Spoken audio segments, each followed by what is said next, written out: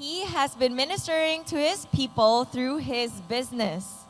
He graduated with a degree in chemical engineering from the University of British Columbia and is the president and CEO of Sea Oil Philippines Inc. It is the largest independent fuel company which received the Asia Best Employer Brand Award from 2015 to 2018. He is the president of Pamilya Muna Pilipinas or Family First Philippines. Wow. All right. Good morning, everyone.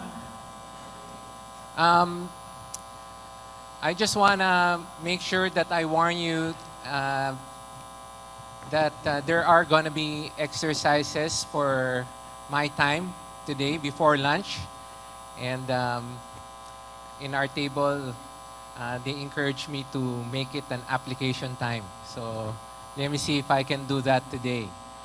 So I was asked to talk about business and ministry. So our business is our ministry. So when you look at the word ministry, what comes to mind? So I look at the word ministry, and in the Greek word diakoneo, it means to serve. So how do we serve in business? So early in my Christian life, I asked, how can I serve the church as a businessman? Okay. Perhaps some of you here today have the same question. Meron ba? I hope can I see a thumbs up? I feel like I'm still on Zoom. You guys, can you hear me all right? Can I get a thumbs up? All right. So when we talk about ministry, it's about service and how we can serve. And I guess I just wanted to use the opportunity as well as a student to share with you this journey that I've been on in trying to answer that question. Okay, and it started by asking the question, so how does the Christian businessman live? And I started my journey when I came to Christ as an anonymous Christian, working in the marketplace for 40 years, and then being a good father in terms of bringing my family to Sunday worship, attending those Sunday worship services, but never really actively participating in the Great Commission. And I have to say that there was a time in my life where I asked myself the question,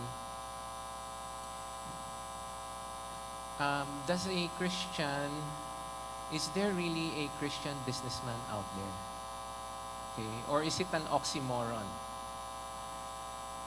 And when I came to that point, I decided maybe I should start serving in the context of church.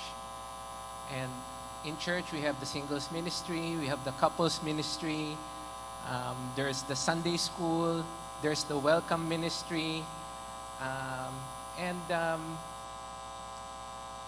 you reach a point where you're serving the church 40 hours a week and you find yourself burned out. So, can I get another thumbs up? How many of you have been to that place? Or are you still anonymous?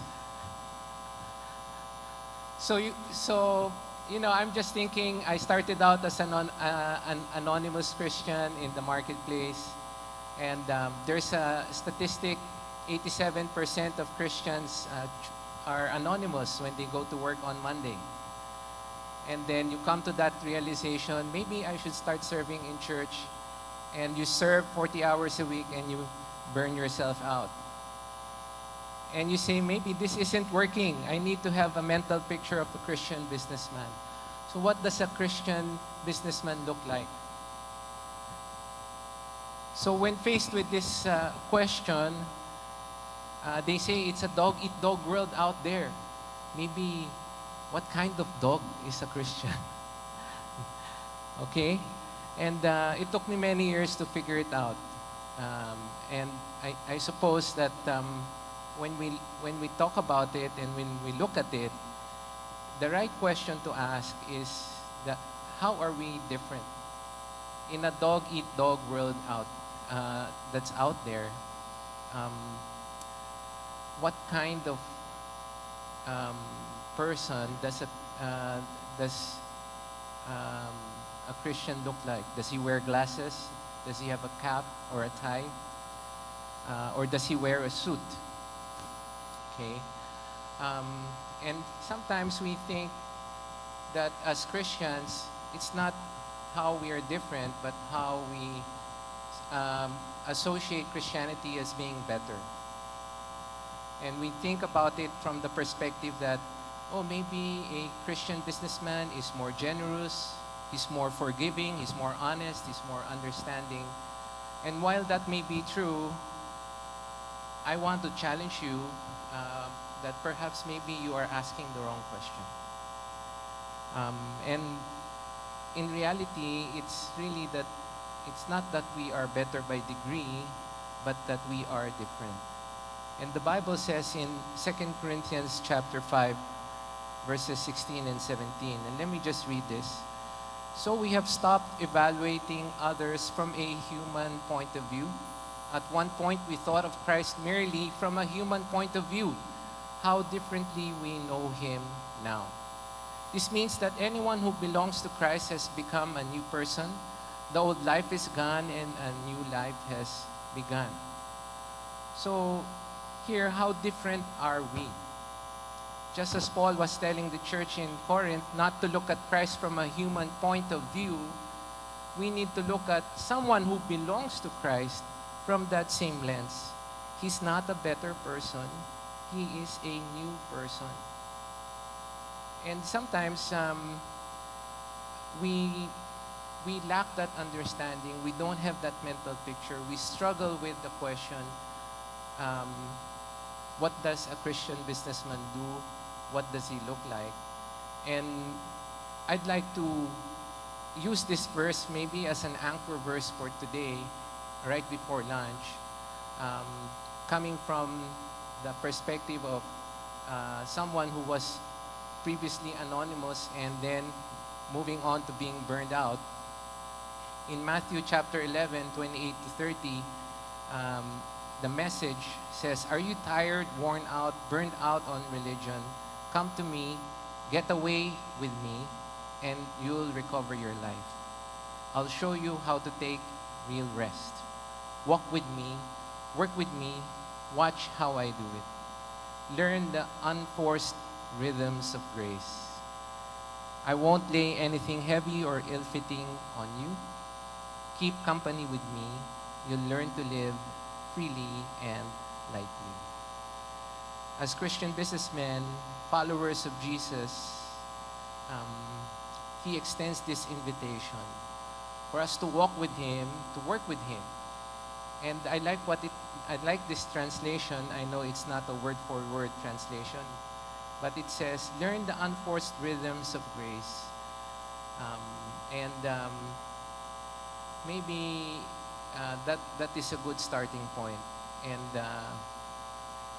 And learning from him how the Christian businessman is different in these four things: his purpose, philosophy, his priorities, and plan.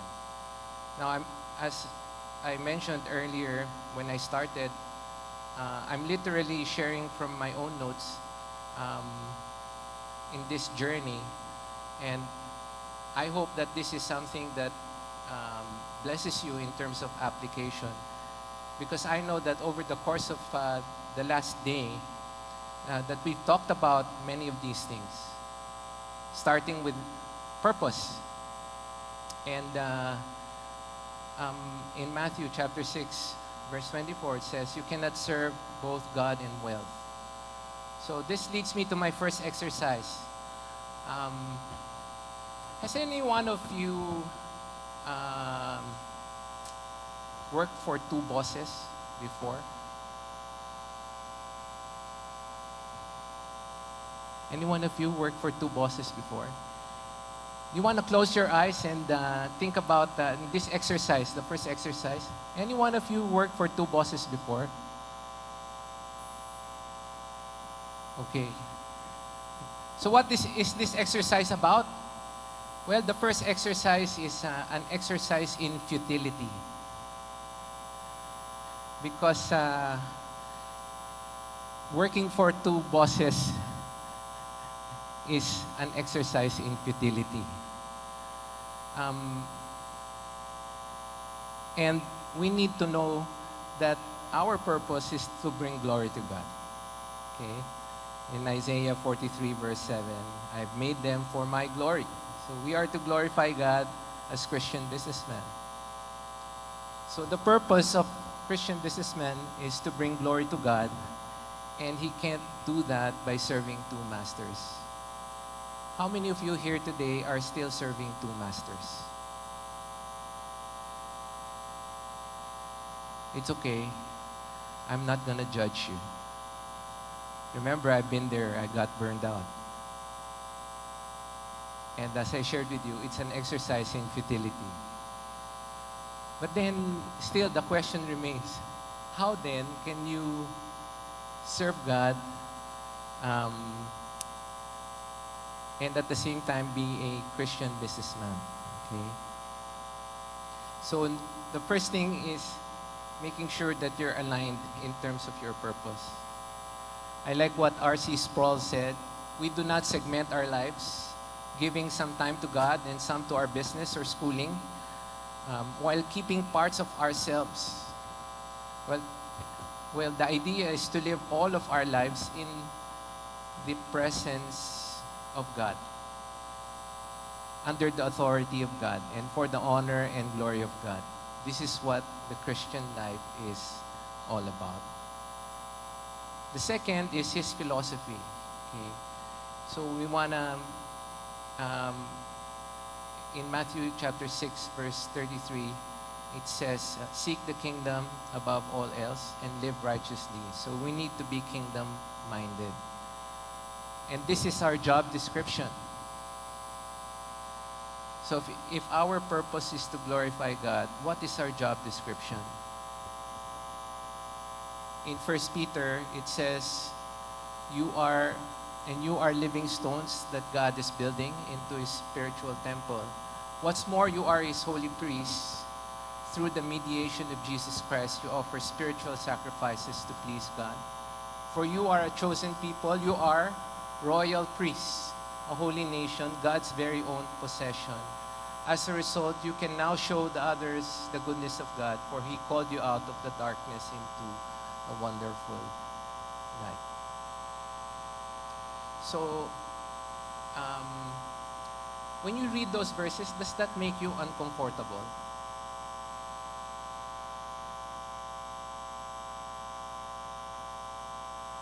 Anyone? You know, for me, when I read this, I'm telling the Lord, Lord, I'm an engineer. I'm not a priest. Can you look to the person on your right and tell him, you are a priest?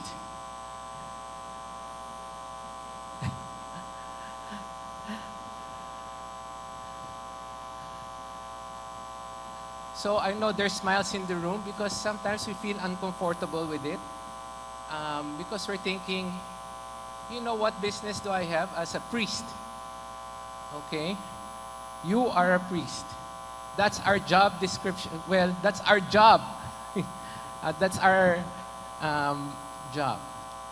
What does it mean to be a priest? Okay?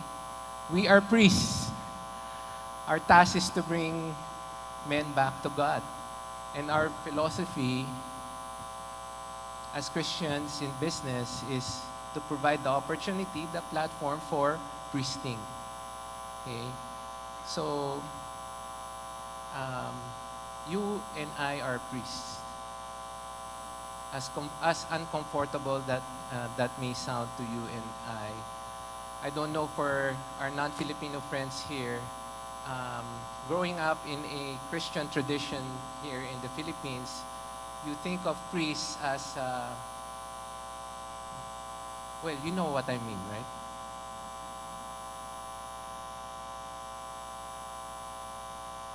So what now? Okay, his plan is um, for us to glorify him. His philosophy is for us to be kingdom-minded, and that our job description is that we are priests. Okay, um, what happens now? So for the pastors there, I have good news for you. For the businessmen here, I have good news for you also. Or maybe I have bad news. It depends if you're anonymous and burned out. But the first thing is that if our job description is to be priests, then we need to be equipped. And the Bible talks about that. You know, he gave the apostles, the prophets, the evangelists, and shepherds and teachers to do what? To equip the saints for the work of ministry, for building up the body of Christ. Okay. The good news for the pastors is that um, it's not your job to do the work.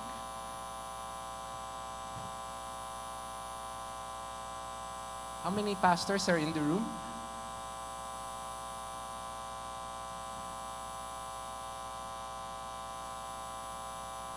Okay. How many um,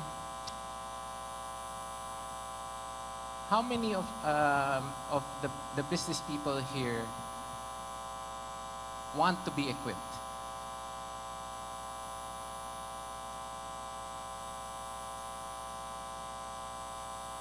Okay, next question. How many of you here are being equipped?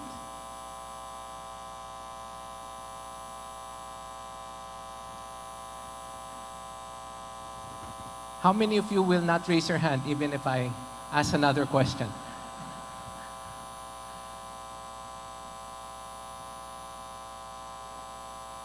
So,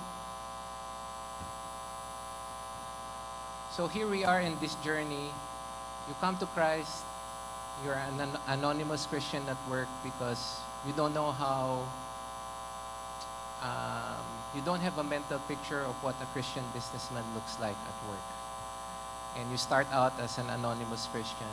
And then you become a burned out Christian because you start serving in the church.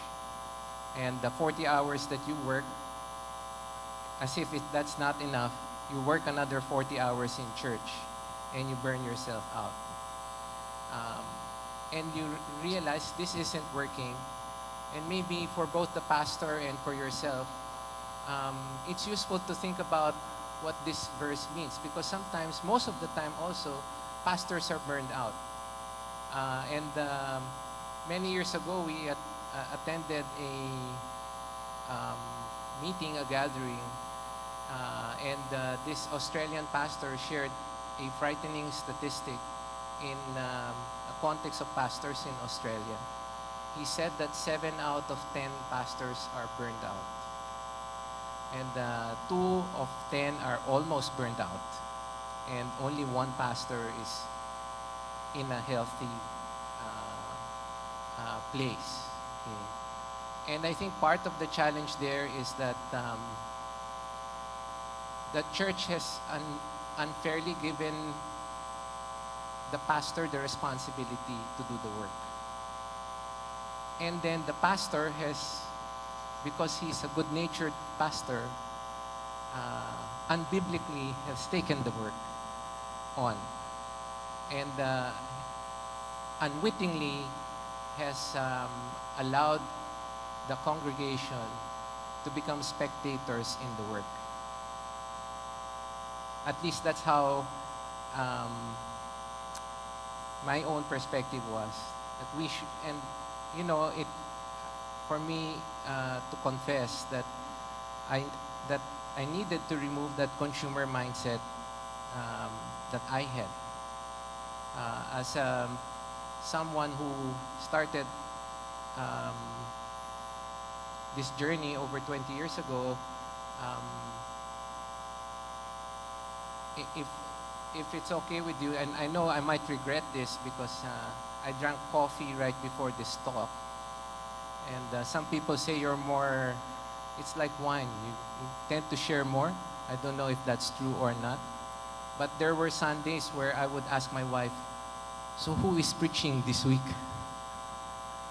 And we know who the pastor is, and then we're thinking, oh, maybe we should go to the other church this week, because our mindset is we're a consumer, we're, and we're not really a participant in the work. So the pastor's role is not to do the work. Their role is to equip the saints to do the priesting work. Okay, and we need to be equipped. We need to demand to be equipped. I think that part of the reason why you are all here is that you know that there's something missing. That you need to find yourself in that position, in that space where you are being equipped. So in the marketplace, when we talk about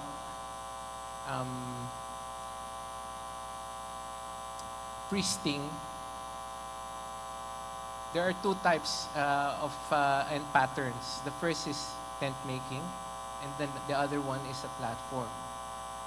Now, when we talk about tent making, it's essentially working to provide an income to meet the expenses of daily living in order to perform a particular ministry. Okay. And then in terms of platform, it's essentially using a business as the key place where ministry will be launched as a channel for reaching people for God. Now, when we think about platforms, what are some other examples? Sports is a platform. That's why there's a sports ministry. Okay, the youth camps are platforms, and therefore there is a youth ministry. Couples marriage retreats. That's why there's a couples ministry. Praise and worship. Okay, and business too is a platform. And the confidence that we have is not on our own, but this is the promise that we claim in Acts chapter 1 verse 8, that we will receive the power of the Holy Spirit. And that all we need to do is, in terms of the work of priesting, is to be a witness. I want to frame this in terms of the context of our business as a platform. And oftentimes we feel that we're not equipped, and we ask, well, I have asked many times the Lord, and I've complained many times to the Lord that I'm only an engineer and I'm not a priest. But He gives us the power of the Holy Spirit to be able to do it. And there are examples of people in the workplace today that are trying to do that as well. So here's a quote from Ruben Lai. He's a senior managing director of Grab. We are actually trying to bring in a better way, a different way, okay, as believers, a kingdom way of doing things. So his purpose, the Christian businessman's purpose, is to glorify God. His philosophy is that it's a kingdom mindset where we are priests, okay? And that his plan is for us to do all of the things of the priests in the marketplace. So I highlighted in the marketplace here, again, because it took me a while to realize that, hey, I can actually do this in the marketplace. Evangelize, disciple, and do good works. And that we have access and influence in areas where a pastor cannot go as business people. and that his priority is in people. Okay?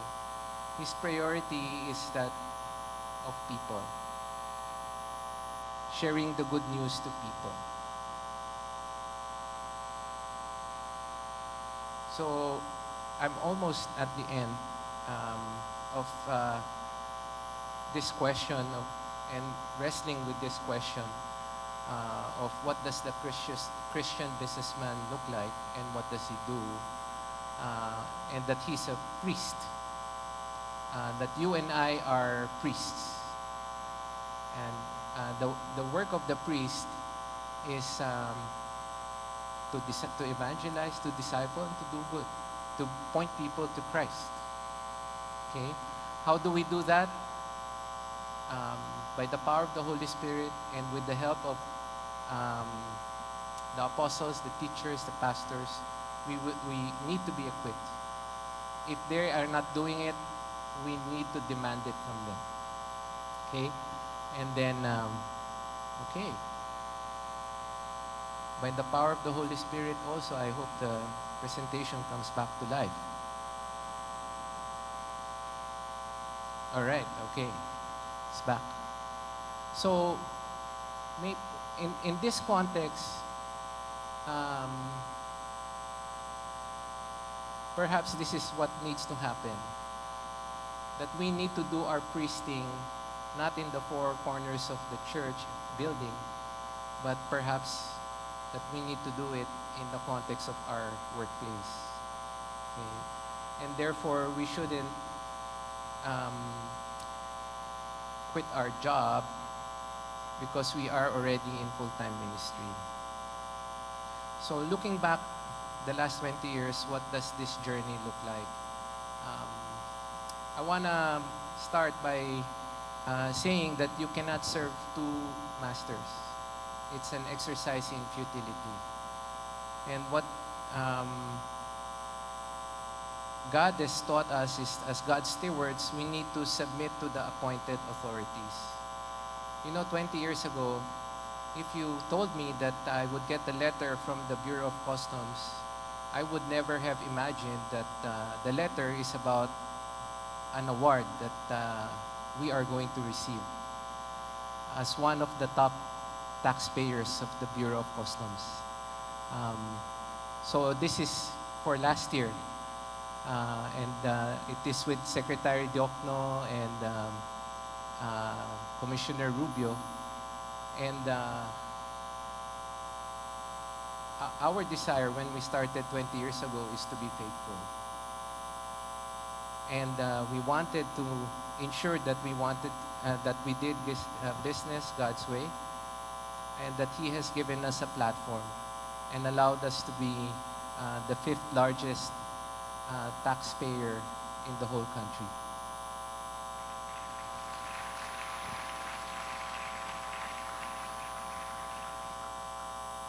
And he wants us to be good stewards of the business by investing in what is important to Him, and that's people. So over the years, God has also given us the opportunity to meet people who share the same heart in terms of family. And I'm thankful for my senior pastor who was intentional in equipping us to do the work. And he arranged divine appointments for us to meet other businessmen who share the same passion. So this person, Ambassador Gregory Slayton, was a person that I was never supposed to meet because if you can imagine your senior pastor telling you, you know, I have a conference that I'm attending and I feel strongly that you should come.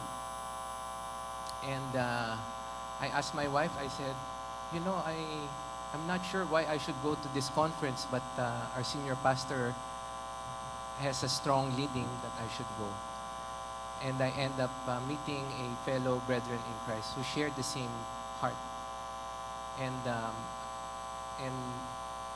allowing us also to partner and work together now on strengthening families.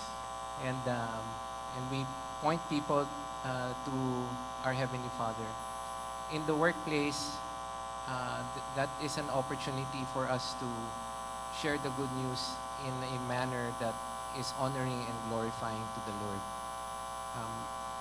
In our country, because of the overseas Filipino worker reality, 55% of families are incomplete. And many of them are growing up. Many of the next generation are growing up without the benefit of a father or a mother being there. And it has opened doors for us to be able to minister to not just other business people, but also to the Army, the Armed Forces of the Philippines, and the Philippine National Police. If you can imagine that. Okay. And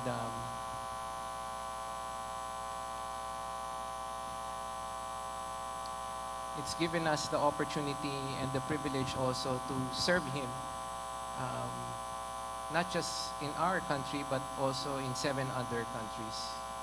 So despite the lockdowns, the civil wars in one of the countries, the persecution of Christians in certain countries as well, it has allowed us to open doors and share the good news to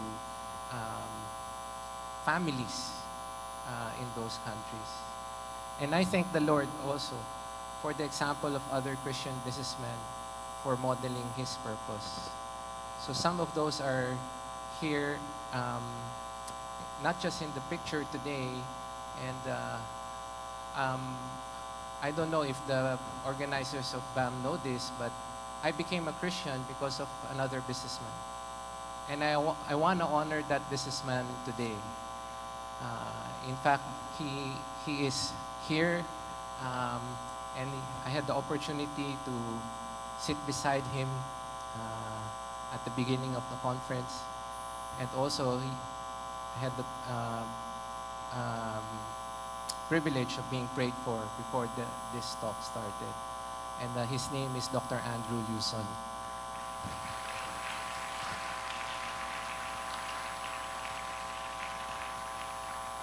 Thank you for doing your priestly duties, Uncle Andrew. So, what does the Christian businessman look like? His purpose is to glorify God in the business. His philosophy and plan is that we are priests, not spectators in the Great Commission. And we need to be equipped to bring people to God. His Jerusalem is his business, and this is his church community. And by the power of the Holy Spirit, he gives us the opportunity to witness, not just in Jerusalem, but in Judea, Samaria, and the rest of the world. This Christian businessman looks like Christ.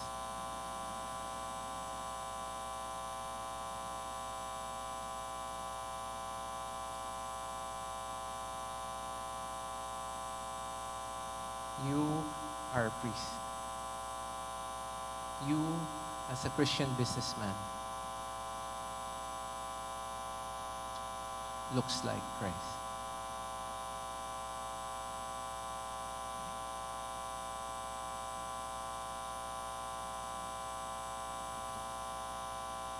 This is my prayer, that it will no longer be I who live, but Christ who lives in me. And that is my desire also for you. Can you just tell the person on your left, you know, you do look like Christ.